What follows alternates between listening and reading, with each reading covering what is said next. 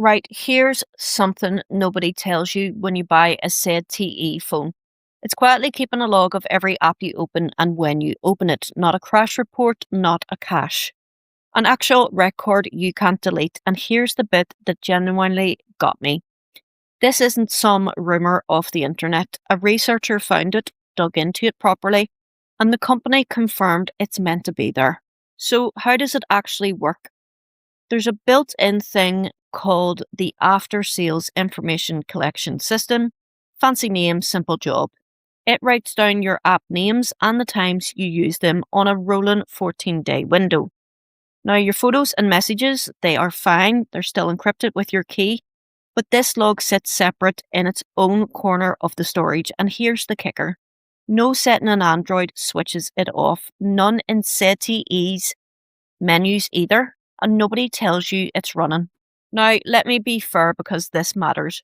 I'm not going to sit here and tell you your phone is reading your chats. What it collects is app names and timestamps.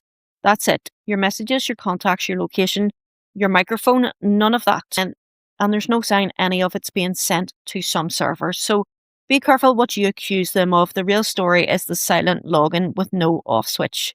Stick to what's actually proven. So you might be thinking, sure, every phone collects something, and you'd be right. But here's why this one's different. Take Samsung. Their diagnostics are tied to an account you actually agreed to. They're encrypted, and a factory reset wipes them clean. This ZTE log, none of those things. It's not encrypted, you never agreed to it, and it can't survive a factory reset. So the data outlives you owning the phone. That combination right there is what makes this one worth paying attention to. So I guess the question is, what do you do? Selling or passing on ZTE phone?